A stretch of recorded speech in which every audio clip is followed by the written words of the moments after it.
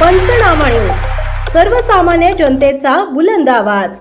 बहिणीकडे जाऊड कार्यक्रमासाठी आलेल्या भावाचा दुर्दैवी मृत्यू, खानदेश एक्सप्रेसच्या धडकेत तरुण ठार।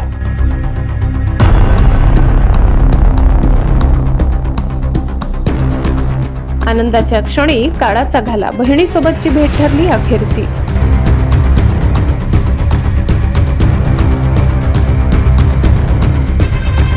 नवापूर तालुक्यातील वाटवी गावाजवळ रेल्वेच्या धडकेत एका 23 वर्षीय तरुणाचा दुर्दैवी मृत्यू झाल्याची हृदयद्रावक घटना शुक्रवारी रात्री घडली।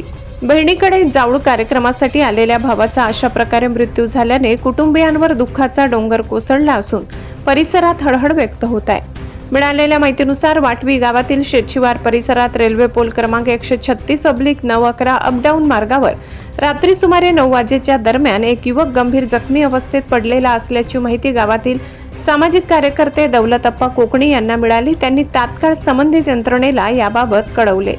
घटनेची माहिती मिळताच खंडबारा पोलीस चौकीचे पोलीस हवालदार संजय सूर्यवंशी, संतोष राठोड, गिरीश सांगडे तसेच पोलीस मित्र सनी नाईक, करण नाईक, शिवा वसावे, तुषार प्रजापती, प्रवीण कोकणी, दिलीप कोकणी आणि उत्तम कोकणी यांनी घटनास्थळी धाव घेत बचाव कार्य सुरू केले।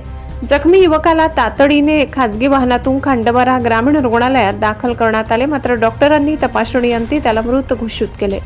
मृत युवकाचे नाव आकाश हरिश्चंद्र सूर्यवंशी, वय 23, राहणार अंजलीपाडा, तालुका साक्री, जिल्हा धुळे असे आहे।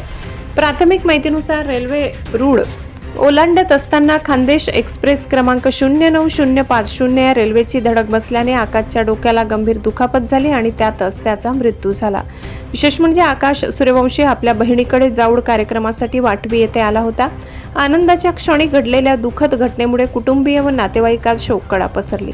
शवविच्छेदनानंतर मृतदेह नातेवाईकांच्या ताब्यात देण्यात आला असून पुढील तपास पोलीस करत आहेत। या घटनेनंतर ग्रामीण रुग्णालयात नातेवाईकांनी मोठी गर्दी केली। पुढील तपास पोलीस करत आहेत।